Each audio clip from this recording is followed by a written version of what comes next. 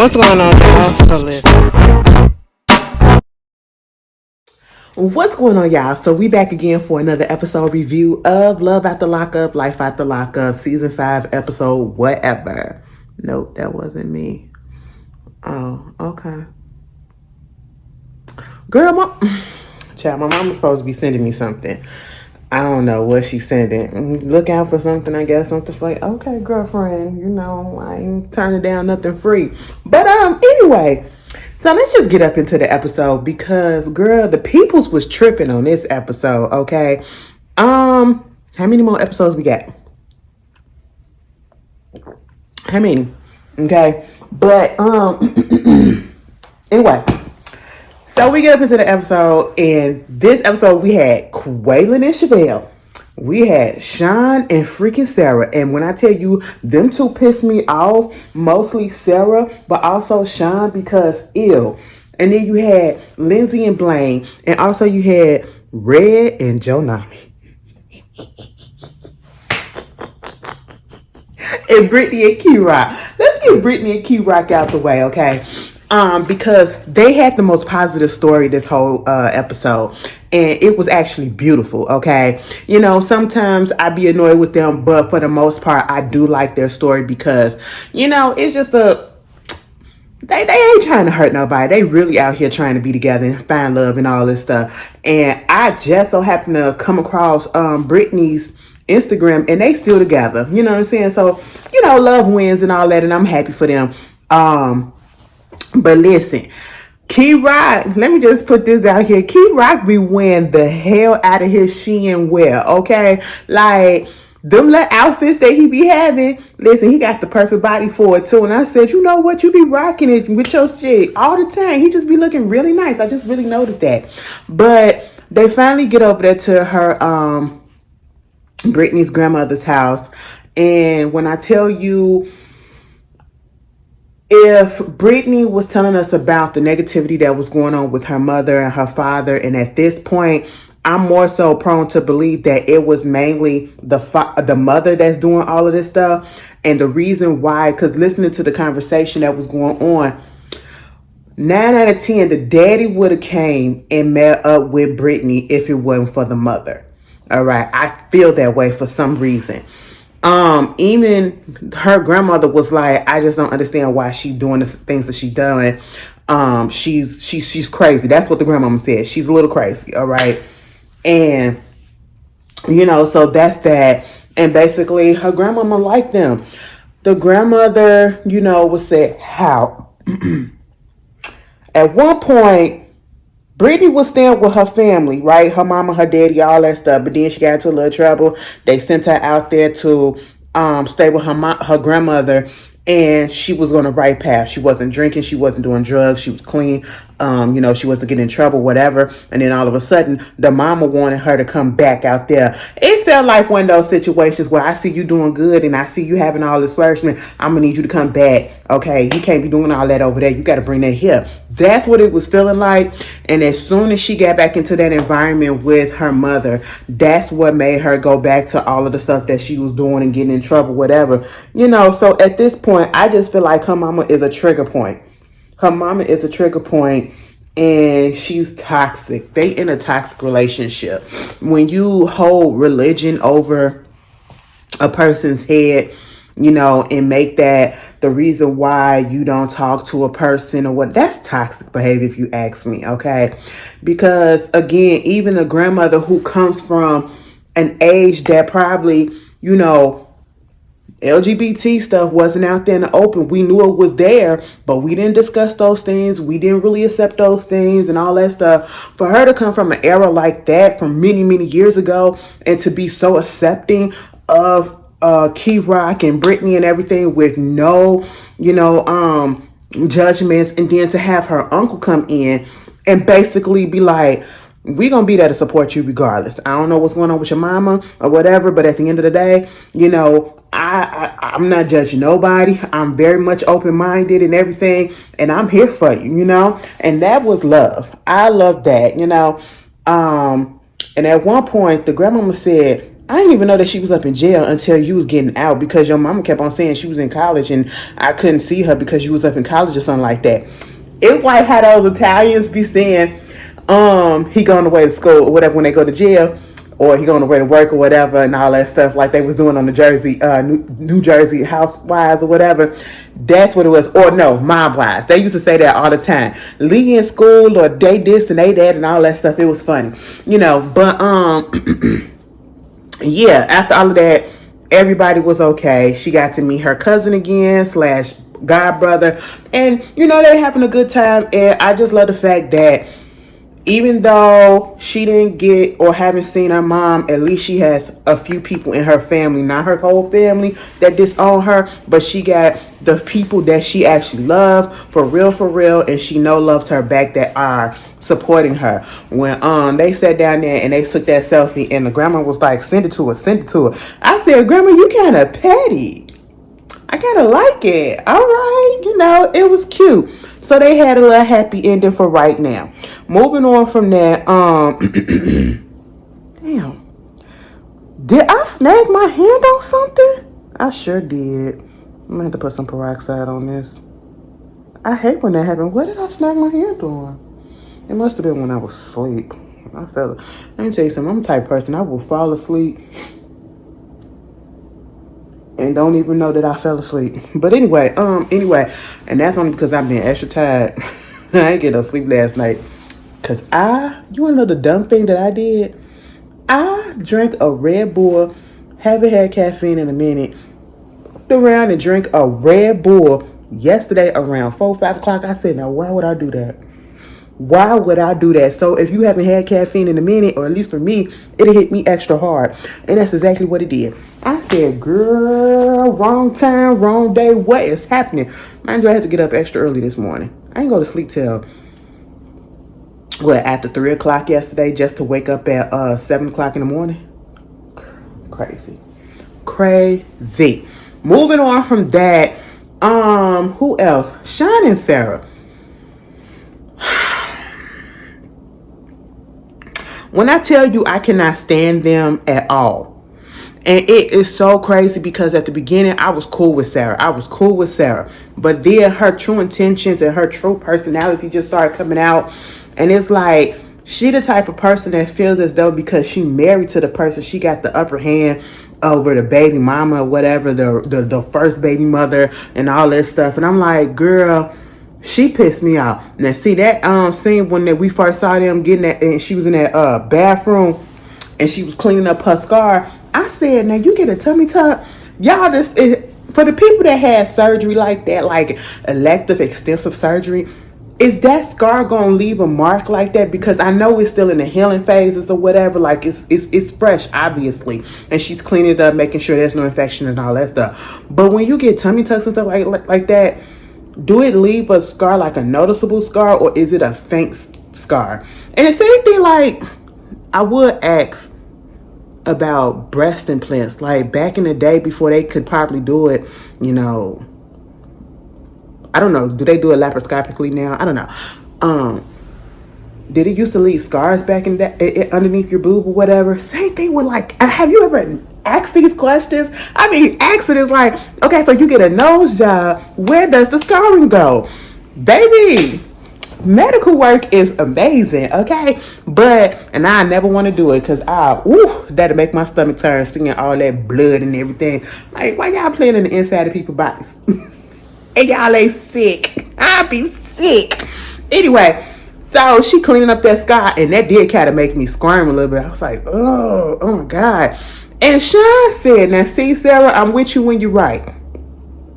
You can see the girl is wincing in a little bit of pain, right? She just got through cleaning off her scar, making sure everything is all to the good, and or her incision, I should say, not scar because it hasn't scarred up yet. It's still healing. She putting on her little thigh binder or whatever, and he like, come on downstairs so I can show you how to do the towing, so we can do the towing, because he trying to get a second truck. I said, you ain't got no money. You don't have any money, and you up here trying to get a second truck. This is what happens when I just feel like this was one of those situations where Sean just was impulse buy. He said, listen, let's start a business. And he put all of their monies and savings into the business and to buy the truck. And the truck don't even work half the time. And he's spending more money putting it into the truck trying to fix it. They're actually making a profit. So they are broke. He did not tell Sarah that they are broke. Now, see, Sarah get out there. She get up in the car, and the way that she was getting in the car, and you could tell she was in a little bit of pain or whatever, but she still hung it up in there. I was like, okay, Sarah, you know what? But at the same time, she gets up in there, and I'm sitting here like, when you do tow truck and stuff like that, do you need a CDL or something like that? I need to look it up. Y'all talk to me in the comments and tell me how y'all do this stuff. I was like, is it a license or something that y'all got to go through, whatever? Do you need a little bit of certification and all that stuff? They did what they had to do or whatever, taught her what she needed to teach.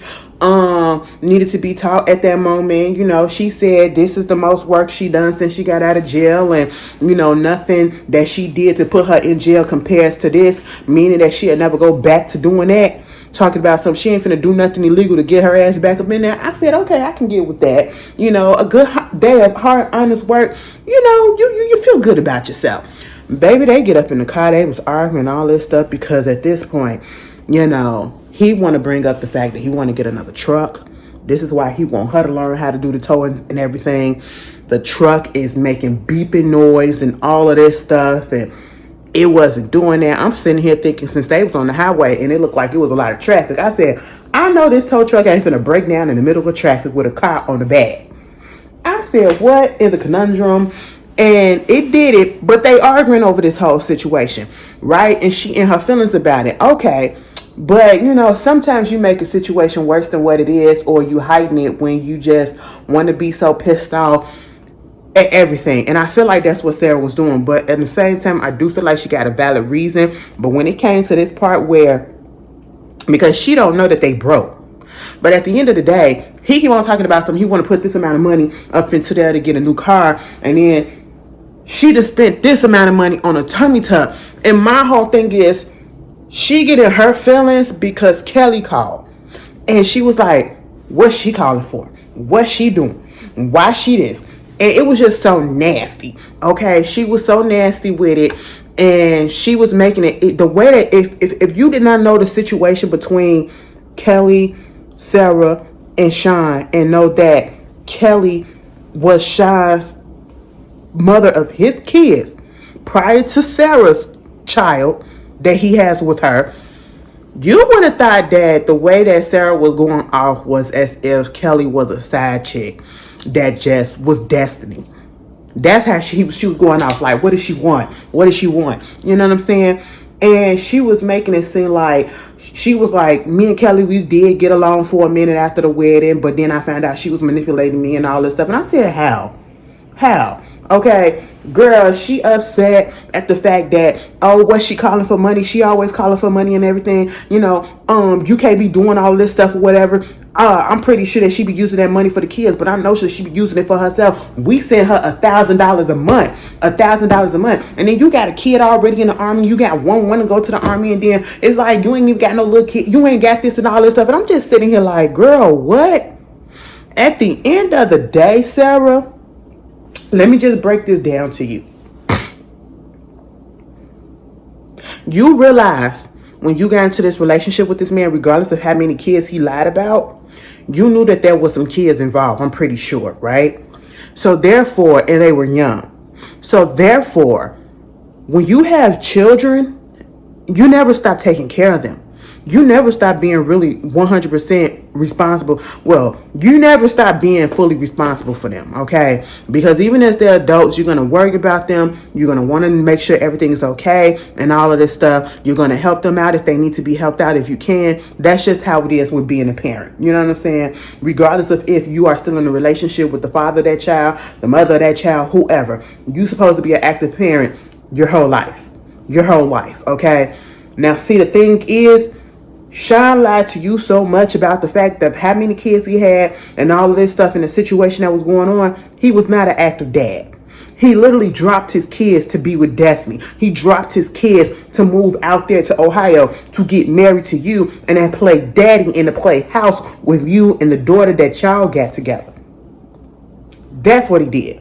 He put his kids that he been had on the back burner for your people, for your kids, okay? He playing daddy to your kids. Your kids get to see him every day. His kids out there with Kelly, they was here first. And I know we ain't supposed to say it like that, but at the same time, they was here first. And he still wasn't an active father with them. And the fact that you literally, I could tell that you don't do nothing to make him want to be an active father or be like, you got to be in your kid's life. Because I just don't understand women or anybody in general who can be with somebody who don't take care of their kids. Why? Because as soon as y'all get divorced and y'all break up, he gonna do the same thing to you and your kid. Okay? And now because it's a financial strain, he gonna have even more of a legitimate, in his mind, reason to not be there. And if he can't be there physically, of course, yeah, let's try to be there financially. And you up here making it seem like Kelly just calling and asking for money for herself and all this stuff. And then you said $1,000. You said $1,000 as if $1,000 is what it needs to take care of them little kid. Plus, like they said, college expenses, the clothing, and all of this other stuff, the food and everything else. I'm pretty sure Kelly ain't hurting for money like that, because obviously she been taking care of the household herself, or she finds a way to take care of the household, because Sean ain't doing it. And Sean hasn't been doing it. Okay? And so for you to be acting like she just asking for money basically for herself, and it ain't really about the kids, and we sent her $1,000 a month. I said $1,000 a month for how many kids? If it was one or two, I can understand. But for how many kids? Baby, please. All right. For a man, and obviously if it's $1,000 a month, that means that his income was a little bit high enough for that, right? And what pissed me off was the way that she was acting towards that, as if Kelly didn't have a right to have any communication with the father of her children, And I'm just sitting here like, why are we still on this? Why are we still acting like this? You're not the only woman. You are not the only woman, and you do realize this man have other kids, right? You do realize that he's practically a deadbeat to them, right? And the only thing at this point he probably was doing was sending a little bit of money. And see, this is where, Sean, you show your dumbness. The fact that you really stood there and you allowed Sarah, just because of your own selfishness, you allowed Sarah to dog Kelly out, to make it seem as if the money that y'all allegedly have been sending her, she's using it on herself or whatever, when in reality, you haven't sent them money in months. And that's the reason why she called. And you know that because, as you said, when I took the money out the account and I was supposed to be giving it to Sarah, Kelly for the kids, I'm really just putting it into the truck. You're selfish. This whole situation was selfish. And I say that because, yes, we want to own businesses. We want to go into service for ourselves. We want to make money. We want to create generational wealth and all of that stuff and be able to provide and everything. But sometimes you got to wait until you are fully capable. And you were not fully capable to start a business.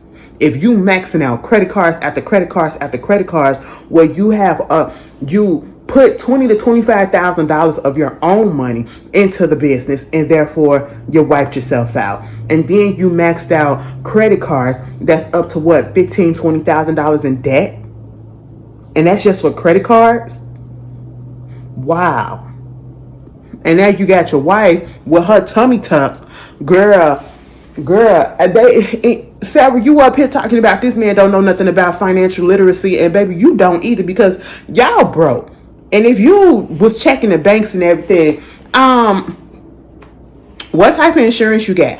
Baby, she was like, they got insurance, they got this, they got that. I said, girl, who the fuck are you? I'm sitting here like, you wasting money on a tummy tuck, and y'all ain't got no money, and y'all about to be on the freaking side of the road in a couple of months because y'all ain't got no money to pay nothing. And you up here getting tummy tucks and boob jobs and all this stuff. Girl, if y'all don't get y'all priorities together, it don't make no sense. Moving on from that, Lindsey and Blane. Lindsey and Blane, get off my TV. It's an act with them all the time. Mostly with her. And I don't know if he in on it, but at the same time, I know that nigga, let me take that back. I know that man is frustrated with her.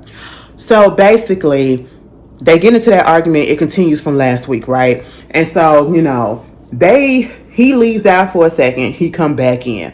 They basically go through that thing where they crying with each other. And he basically putting it out there, he feels less of a man. She basically emasculate him. Okay, make him feel less than. She's always getting pissed at him and controlling him, and he be wondering why he with the girl and all this stuff or whatever. She crying, he crying, and all this stuff, and it was like, I just need a break. I'm sitting here and I'm reading between the lines. He like, especially when he said there's times where I be wanting to marry you, and right when I be wanting to go ahead and be like, yeah, let's get married and all this stuff, some shit happens that we going back and forth at each other. Listen, if you are doing this all the time, you don't need to be with each other. You do not need to be with each other, and it's toxic, and then you arguing and doing all this stuff in front of the kids. The kids were there when they heard all this happening, right? And so at this point, Lindsey picks up Miley and said, we finna go wedding dress shopping. I'm with Miley. Now, I just heard all of the shit that I just heard earlier today before I went to school. And you mean to tell me you finna go wedding dress shopping? Like, what? 1 + 1 don't equal 2 in her head right about now. I mean, I get it. We get up into arguments and stuff like that, but I'm not finna do that right about now. Obviously, we are on shaky grounds. We are on shaky grounds, okay? And we need to combat that. We need to fix that first, or we need to reevaluate the situation, because I just feel like it's time to let it go, okay? It's time to let it go, But they get there to the bridal shop. The stepmama there, her friend now, I don't know if it was a friend or cousin, either way, her friend now. Baby, when that girl was trying on them dresses, usually this is the first time that I have ever seen on TV, because I don't look at Say Yes for the Dress, I never watched it or whatever, but this is the first time that I've ever seen a woman get up there and do a wedding dress shopping, right? And they're trying on the dress, and the people that they are, their family, their friends or whatever, there is no real reaction. This is the first time I've ever seen something like that. Baby, when Lindsey came out there, they was just like, it's all right. She was like, oh my God, what do you think?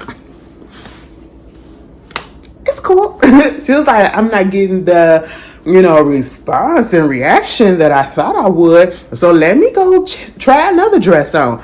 Girl, Miley sat there and told grandmama, listen, I'm just confused as to what's going on. Y'all up here arguing all the damn time, and I just don't understand why we sitting up in here playing games and acting like it's all to the good. She said one thing about it, 2 things for sure. I can't be fake. See, listen, I like Miley. Miley said, listen, I'm not finna sit here and be like, oh my God, Mom, I'm so happy for you or whatever. This look cute. When I'm not happy for you because you're not happy in the situation. Listen. She started talking about the fact that they got into that argument, and then Blane came over there to her just talking about Lindsey and everything, and that this has happened a few times before. And then the grandmama said, oh, he didn't talk to me about her too, and said that she was controlling and all this stuff, whatever. And so the friend also said the same thing. I said, oh, Blane just talking to the whole family. See, I said, Blane, you ain't got no friends. You ain't got no friends, because one thing you don't do is you don't go talk to your spouses or your partner's family about them and not think that it's gonna get back to them because you're venting or whatever. No, that's not a safe thing, okay? You go talk to your people, not her people, okay? But I do feel like it was kind of messed up. No, it wasn't kind of messed up. It was messed up to be venting and to be saying things negatively about Lindsey, regardless of if it's true or not, to her daughter who is not an adult. She is not an adult. So why are you putting her in these adult situations, giving her these adult problems, and then you're talking about her mother and she's supposed to be okay with that? That's where Blane went wrong at. And that's literally the only thing that I feel like he went wrong, was telling this stuff to the daughter for real, okay?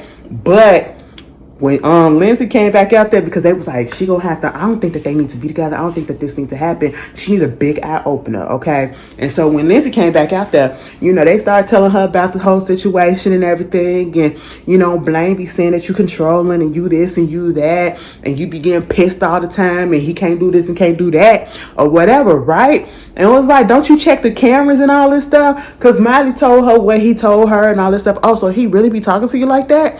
Why didn't you feel like you could tell me? Mom, just look at the cameras, okay? She was like, I don't even be looking at the cameras. She's like, can you give me my phone? Girl, she got the phone and she was looking at the day of the, when they got into it or whatever. And I think it was that day. And he was just going off about how she's a fucking bitch, you know. She's controlling as hell. She make him feel less than. He can't stand her. Blane does not like that lady no more. He probably loved her, liked her, and I don't even think he was really in love with her. He probably was in love with the idea of possibly being with her, and then reality sunk in as to how she really is. And it's the fact that Lindsey was sitting there like, oh my God, I cannot believe that he would do this. I cannot believe that he would be saying this stuff and all this. I'm sitting here like, why are you acting, don't act shocked, okay? Why are you acting shocked? At the end of the day, listen, let me have a conversation with you, girlfriend. From day one, we seen how your temper was. From day one, when you first got out of jail and you was fucking around with Scott, we seen how you were. We seen how you blow up and you go from 0 to 1,000 in 0.3 seconds. Okay? Over nothing. Over the smallest, simplest things. Okay? We seen how you do in the relationship with Blane. Yes, Blane could possibly be a lazy motherfucker. But see, Blane, you need to get out of that situation, because I'm pretty sure and after hearing what he said on that tape, and after hearing what the Miley said about what he said and what the mama said, being with her is contributing to his mental issues, his depression. And he needs to get out of that situation for the betterment of his mental health. He's putting a lot of stuff on the back burner or whatever, I guess, you know, and I'm talking about him mentally, just to be in this relationship with her and try to make it work. I don't understand why. Because it's not going to work. It's not going to work. You do not like that lady anymore. And it is 100% understandable, because I just don't see how it works. She's a user. Okay, and then once she feels like she got herself established, you want to put that over your head. I'm doing this, I'm doing that, you ain't doing this, you ain't doing that. Okay. And, you know, she's a control freak. We seen it. She controls and she gets upset. And everything that he said, I 100% believe it, because we done seen some of it throughout the whole show. You know? And so my whole thing is for her to be acting so distraught and so shocked and everything that he said that. I'm sitting here like, girl, you're not a victim. You're not a victim. What he said is not a lie. None of it is a lie. Because we've seen it, girlfriend. Go roll the tape back. Go roll the tape back and watch all the previous seasons that you was on. You did this. You blew up at him for no reason. When he got on probation, when he got an ankle monitor, you blew up at him. Granted, it possibly was a real reason for it, but you don't know how to have a conversation. You just instantly go angry and you try to control the situation all the time. We seen it, girl. And then when she said, hold on a minute, let me get my phone. I'm going to make a phone call. I'm thinking she finna go to the front of the shop and make her phone call or whatever, right? Imagine she got the dress on. She goes outside. The two ladies at the front of the shop, they behind the desk and they see her go out. Both of them turned at the exact same time. And then you heard somebody say, did she just go outside and one of our dresses?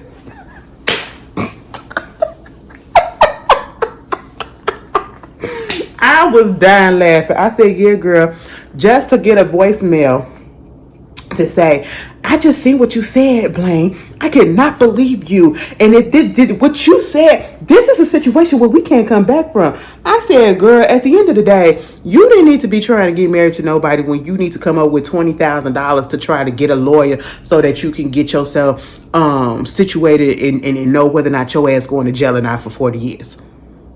You up here trying to collect money so that you can pay the lawyer, and you finna waste money on a wedding dress that needs to go onto your lawyer fee.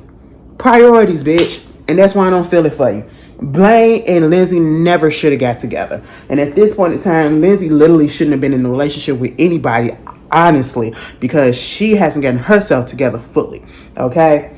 Another people that shouldn't be in a relationship, Jonami and Red. Let me just tell you this, Miss Joy. You need to get out that situation. And if you stay with this man after you hear this stuff, and if you are still with him after you watch this episode, you should be done with him. You should be done with him. I am not finna be sitting up each and every time my partner, my spouse, whoever leaves this house, and I have to wonder whether or not they are out here doing this person, that person, or that person. They out here where they say they supposed to be. I gotta keep a track on them and all of this. I'm not finna do that. I'm not finna do that. She's giving very much Monique tease when she was doing all that tracking stuff with Derek. Have y'all seen Monique lately? Monique is losing weight. She actually doing her little exercises and stuff. I was like, all right, girl, you let go of that dead weight and now you finna let go of some real weight. I get you, girl. And I mean, I'm talking about Derek. Him and her ain't really together no more, so that's good. That's good. And I'm, you know, gotta elevate, okay? Sometimes you just gotta go through some things before you realize, I don't need this shit. This is what's holding me back, okay? But anyway, you got to go through all of that. And she going through her house trying to see if he took his PlayStation 5 with him, because he did say, because she was like, you coming back? He said, hell yeah, I'm coming back. I ain't even taking my PlayStation 5. She was like, yeah, that's his prized possession at this point. And I don't know if she ever found it or whatever. I don't know. But I'm not finna be sitting around with my sisters and my cousin basically having the same conversation about whether or not I trust this man or not, knowing damn well my family don't trust him for me. And that's basically what the cousin name was Lakeisha. I said, what? I don't know why that is so funny to me. Like, I wouldn't be surprised if I see a Latina that's named Lakeisha. For some reason, it just fits because we all in the same hue a little bit, in the same kind of, you know, it just fits a little bit. But to see like a Native American named Lakeisha, I mean, it kind of makes sense though. It is spelled the same way we spell it too. And I'm talking about black folks. I said, Lakeisha, girl, what's up? She was like, let me tell you what's up. I don't trust this man, okay? I really don't. Baby Red was out there with his sister. First of all, he got picked up by his friend that was in the jail with him, that did time with him and his wife, right? They picked him up. Then they go meet up with another friend. They playing pool and all this stuff. This is the friend that hooked them two up. And the only real thing that I got out of this conversation was the fact that that said friend said, listen, I saw Joy and I said, ooh, let me send her to my homeboy because I'm pretty sure he can milk her for whatever he need, for as much as he need. I said, so I had to rewind to make sure I heard, what I thought I heard, so that he can milk her. So basically, for the first 18 months of their, 7 years that they were talking, he was using her, for real, according to him. It was all a scam. It was all one of those situations because the friend even explained that's what they did up in jail. They found a girl or whatever to get them this, get them that, whatever they wanted, money, all that stuff, and then they leave it alone. But see, he wound up so-called catching feelings for her, right? I said, oh, and he telling them what he was doing and liking the girls' pictures. And of course, you got his friend's wife like, you can't be doing this. You got to treat her right. You know, she was holding you down and all this stuff. Woo, woo, woo. He go sit there with his sister and his cousin telling them about stuff and everything and about the fact that they engaged, right? And I was like, are you sure you want to do this? And that's the whole thing. Are you sure you want to do this? He not supposed to be doing this, okay? Not with that crackerjack ass ring that you gave her. And it's just dumb at this point. And he winds up looking at a picture. Oh my God, look at this. Trying to convince us that you really into that girl. Look at my baby. Look at her, got her eyebrows done. Look at her glasses. Look at her showing all her little chesticles and everything. Cover that up. He said, you know what? Let me call my boo. Girl, she over there with her people, and he called the phone and she ain't even answer. He said, "Damn, not even answering the phone." She listened to the voicemail. "Hey, baby, I just finally made the decision and come to the conclusion of what it is that I want, and I want you, and I want our family. I love Sway. I love you. I want the family, and I'm coming home." I said, "What in the postcard romantic comedy is going on right about now?" It felt so fake, okay? And I'm not talking about scripted, like it felt fake coming out of his mouth because everything that he says and does is just so animatedly fake, and it's with a whole bunch of immaturity with it, right? And I was just like, she gonna fall for it. So he does come home. She gonna ask him, "Well, how come you wasn't calling to check up on us?" He was like, "Well, I was out here with my family and I was just busy." I said, "Well, he did call at least once and you refused to answer the phone. You let it go to the voicemail. So, I mean, hey." But then she said, they sat down and she was like, "This is my journal, whatever. And I have, a list of things that I need from you in order to make this relationship work the way that we want it to work, right?" And he was like, "Okay, go ahead, shoot. Tell me what it is." She was like, "I need trust, I need honesty, loyalty, you to be there for the family and all this stuff or whatever." He said, "Okay, cool. So since you want to talk about that," and she was like, "Because the main things that I need for real is the first two, trust and honesty." And he said, "Well, since you said that, I'm going to have to be honest with you and tell you that, remember when we got into it when you was out in Missouri and I had left? I did link up with a friend and I had sex with her." Oh my God. I said, "Joy, we shouldn't be laughing at other people's misery and their pain. But it's just like, girl, we've been telling you this." And it's like, girl, open up your eyes, okay? Like, girl, what's going on? You can't see. Open them up. Open them up. You need to put your glasses on. Put your glasses on and maybe put bifocals up in them bitches, okay? Because the lens needs to be a little bit thick so they can be a little bit clearer. Because at this point in time, I don't understand why you don't. I guess you crazy in love. I don't know. You stupid in love. I don't know what there's to be in love about with this person that keep on constantly hurting you or whatever. But I know you was not really shocked. Okay, girl, you can't tell me you was shy. You better be crying because it confirms something for you. That's what you better be crying for. But anyway, I said, child, leave that man alone. And Quaylin and Chevelle, I feel bad for them. I never thought that I would say this, but I feel bad for them because Chevelle's mama is intentionally trying to mess this relationship up. Chevelle's mother and Quaylin's mother agree with the fact that they don't need to be getting married at this moment. I feel like it's a little bit too soon.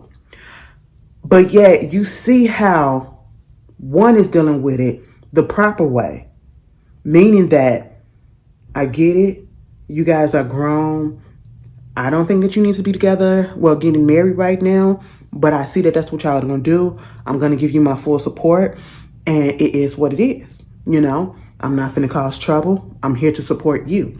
And we remember when Quaylin first got out of prison, and Chevelle and his mother and sister, they really didn't get along. She didn't really like him for her, or like her for him, I should say. And now we see such a change. Progress. This is what happens when you mature and you progress and you act like adults. You get over the differences and you become okay with each other. At this point, Chevelle, it seems like she's more closer to Quaylin's mama than her mama at this point. And I'm talking about in this bridal shower. Because she know that her mama is full of shit. And let me tell you something. Miss Sylvia, you need your ass whooped. Now, I don't want to talk about people mama like that, but sometimes you just got to break it down. Because at the end of the day, you showed your ass at your daughter's event. And again, if you knew that you had such a big problem with them being together, you did not support the union. Not only do she not support the union of them getting married, she don't want them together at all. And that's the difference between Quaylin's mama and her. Because Quaylin's mama don't want them getting married just yet, but she's okay with them being together. All right? But for you to get your ass up in there, get drunk, and I ain't even gonna blame it on the liquor. That's how she felt, okay? She caused such a big scene, and then calling his sister a bitch, okay? And then want to get upset when the sister come back at you. You a child. You a child. No, she's a grown woman. She's a grown woman. I don't give a damn how old you are or whatever. That's a grown ass woman. And one thing about it, two things for sure. I don't give a fuck who mama you are. You're not going to call me a bitch in front of my mama too. And you going to think I'm going to just sit there and you're not going to talk about my brother, my sibling, my sister or whoever in front of anybody. I'm supposed to just sit there and not say nothing and just let you talk just because you older. You supposed to be an elder or whatever? Hell the fuck no. Because obviously you're not mature enough, so therefore I'm finna meet you at your level and I'm finna make you hurt. Because one thing about it, you not gonna play with my family. And I was here for everything that Quin and people did. Bitch. When mama got up and she took her little shawl, I said, did y'all see the people, that lady that was in the light blue dress? That was on Chevelle's side. She took them shoes off. I said, these niggas is about to fight. I said, we can't go nowhere without no issues. What is going on? I said, no, y'all not. And then I had forgot the fact that the little girl was there. And that was the main thing with Chevelle. She said, Mama, you doing all this shit in front of my child. And you would have thought that would have made her say, you know what, you right, I'm sorry. It did it. Because even her and Quaylen sat down with the mama. And she was like, and if I did, what you gonna do? I'm still gonna marry her. And what you gonna do? And what you gonna do? I'm sitting here like, you grown, bitch. You are grown. You are disgusting. I hope you watch this and realize how much of an embarrassment you caused your daughter. Doing stuff like this is not going to push them away. It's going to bring them closer. And thank you. You wanted them not to be together. You just brought them closer by acting an ass. That's just embarrassing. I would never, listen, I ain't going to say I would never speak to my mama again, but you embarrass me some shit like that, baby. Baby. It'll be some time before I speak to you again. Because I won't even be able to look at you without feeling so much anger. And because you are my mother, I'm not going to disrespect you the way that I probably would have did a stranger off the street. So the best thing about that, I'm going to just step back. Okay? And then you get Quaylen mama talking about I don't like her. She don't like my son. And that's fine. But if it's going to be like this, every time we see each other, I'm not going to come to your wedding because I don't want to mess up. Have the happiest moment for you, Chevelle, to be messed up. I respect her for saying that. We see who got class and who don't. So I understood exactly now. At first when Quaylen mama first said, I don't argue or get down with street people, whatever. I said, now hold on, ma'am. But now that I see all of this stuff, ma'am, I'm right with you. I understand exactly why you said that. But anyway, that was Life After Lockup. Y'all tell me how y'all felt about the episode. And I will see you guys later.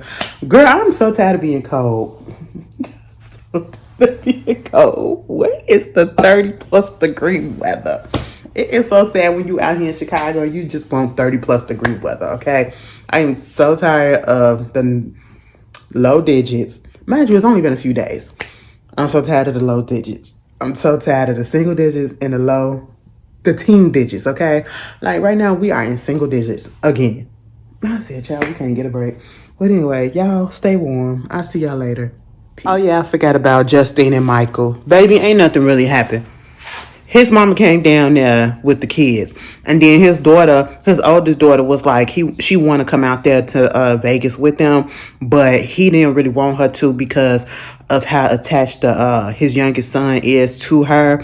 And my whole thing is, you got 4 kids. 3 of them are by one baby mother and one woman. And then the other one is by another one, And my situation, my feelings will always be the same. I feel like Michael and Justine are selfish as hell. And I feel like he's even more selfish in this moment because you literally just said that when you had your last 2 kids, because the 2 mothers were pregnant around the same time, You knew that you was going, well, when they was pregnant, you knew that you was going to jail. And so therefore they did not get that bonding quality time that the first two had with you. And so therefore you are insisting on going to another state across country instead of having and making up time with them. That's messed up. And you will never get anything from me for that, okay? It's a good thing that his mama did bring down the kids or whatever, but yeah, I'm not feeling Michael nor Justine at this point.